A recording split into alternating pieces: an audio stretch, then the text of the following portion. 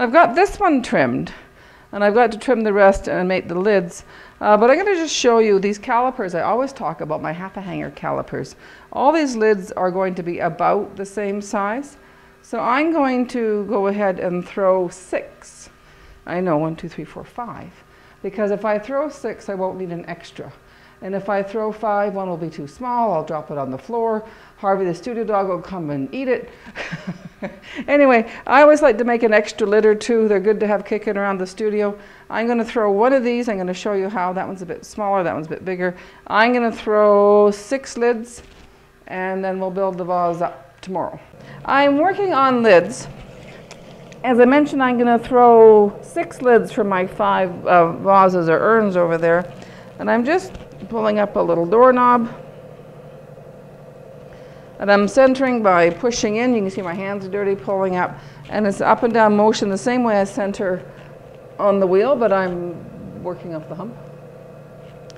And I'm going to open up and just make a little bowl that's going to sit upside down over top on the vase.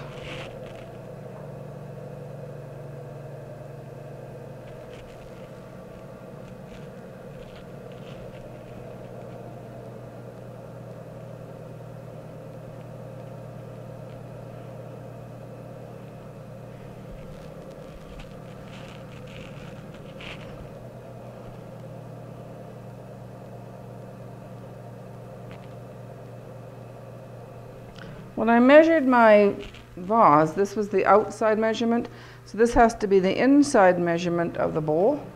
So I've got a little ways to go yet.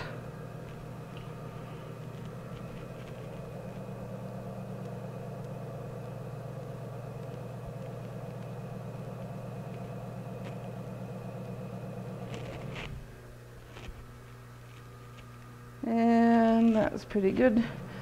I want to make sure that I have a straight edge here, because the vase goes up and the lid goes over top. It has to all fit together. So I'm just going to straighten that out a little bit here. Flatten it there. Tidy it out. Tidy it out?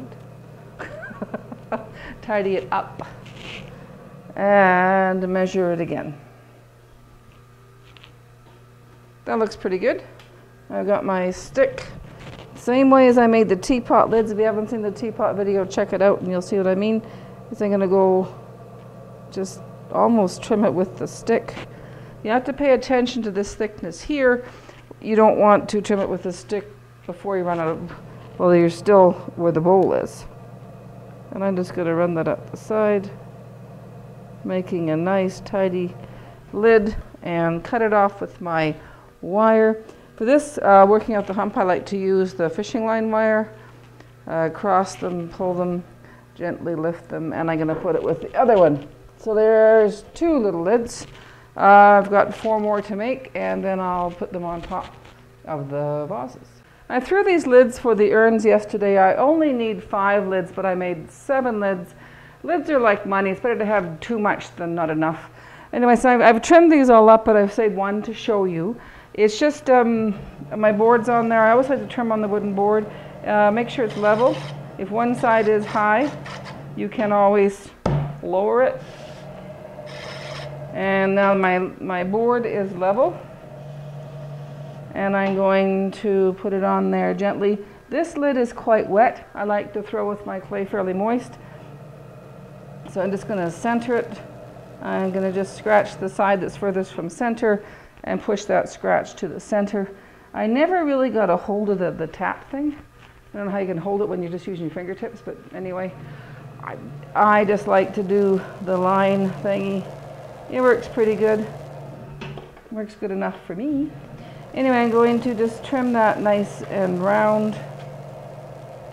Notice when I'm trimming again, my trimming tool lays in my hand and my index finger is controlling it.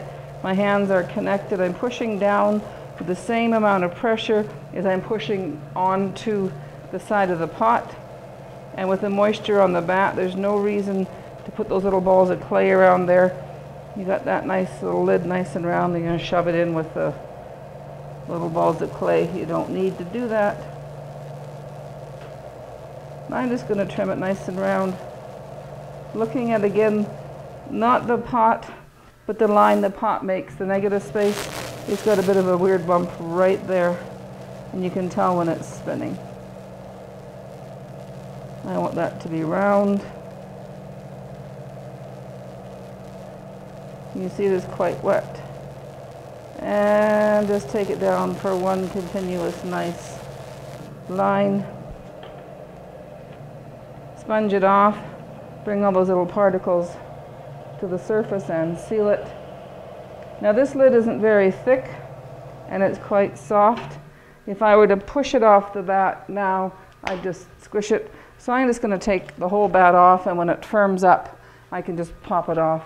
And I'll play musical lids. They're all a little bit different size, and my urn's a little bit different size, and they'll fit. Anyway, next time you see the urns, I'll have his lids on and ready for the next stage.